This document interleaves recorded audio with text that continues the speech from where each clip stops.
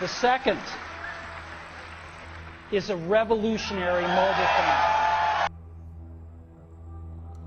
The iPhone, probably the world's best-selling phone. Every time a new generation of iPhones is launched, people are standing in line to get the latest version of what is probably the most famous Apple product. Over 2 million people own an iPhone, but how many of them realize what their dear phone is made of? Probably many of them have no idea, and the ones that do know, do they realize what impact the production process of the iPhone has? For the ones that have no clue, we have made this documentary to get them to realize what happens during the production process of their most precious possession and what the effects of it are.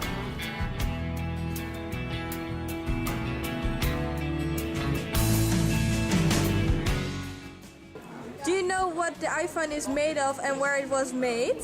I guess it's made out of plastic and iron and something like that. And I think it's made in China. Not exactly, but I think it's made of like all kinds of chips, Okay. but I don't know for sure. Do you know where it was made?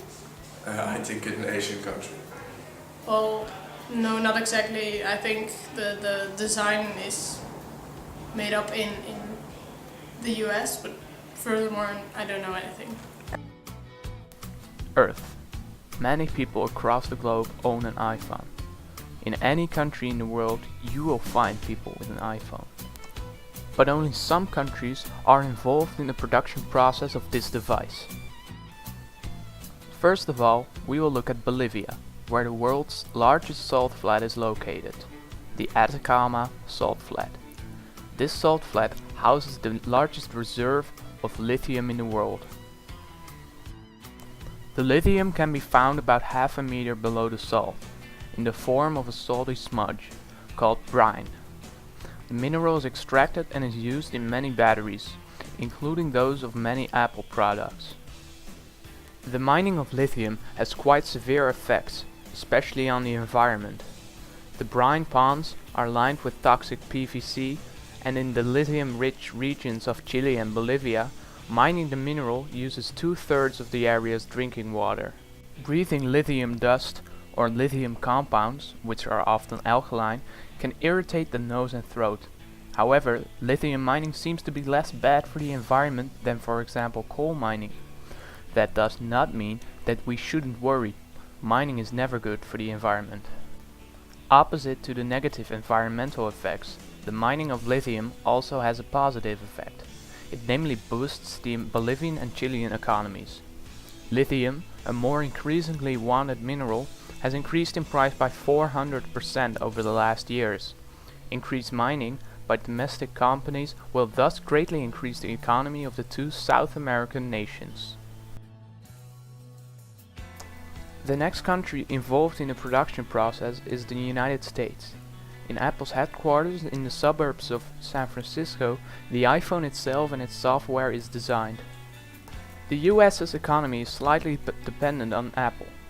Estimations said that the iPhone 5, the latest generation, could boost the US GDP by 0.5%, which is quite a high amount for a single company. As Apple is the company with the highest net value in the world, it makes for a positive effect on the American economy, mainly creating lots of jobs. Made in China also goes for the iPhone. The final product is put together here. In a factory, or rather Longhua Science and Technology Park in Shenzhen, almost 250,000 people work under bad circumstances to make sure your phone works. In the factory owned by Foxconn, many of these workers work 12 hours a day for 6 days in the week. Foxconn has admitted they also employ children, but according to them, these children are not involved with the production of the iPhone.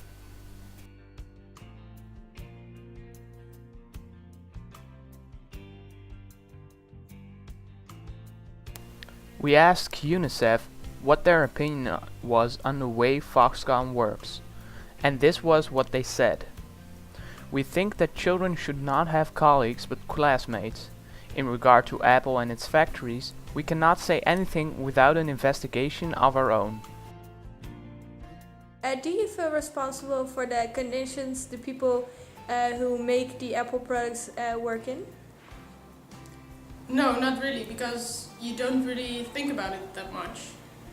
There's not really an awareness to it.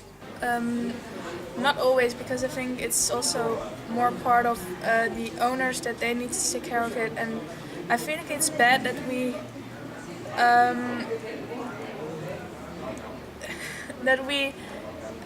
buy all these products so cheap and that the owners get so much money from it, and that the people don't get paid enough. But I think that's more the responsibility of the owners that they pay the people more. The production of the iPhone in China has major socio-economic effects. First of all, there's the economical side. The Foxconn factory in Shenzhen alone employs over 200,000 people. All those people have an average income of about $2 an hour, which they can invest in the Chinese economy. This wage is higher than the minimum wage in China, about 50%. The Chinese economy therefore benefits from Apple and Foxconn. Then there's the sociological side. The working conditions in the Foxconn factories are bad. Evidence of this is the fact that Foxconn hung up nets around their buildings to prevent employees from jumping to their deaths. This causes commotion, inside as well as outside of China. There are many organizations that want the conditions to improve, but Foxconn does not seem very willing to do so. In spite of Foxconn's unwillingness, changes have been forced upon them by the public opinion. In addition to this, people not only work but also live on the factory's property.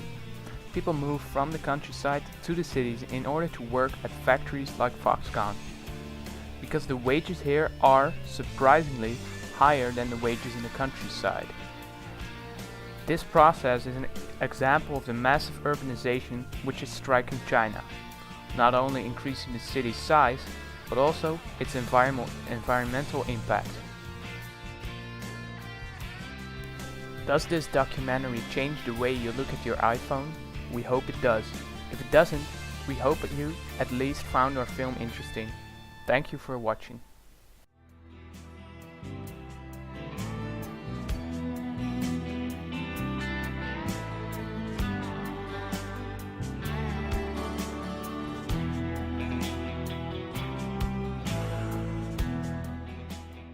Stay connected van iPhone tot BlackBerry.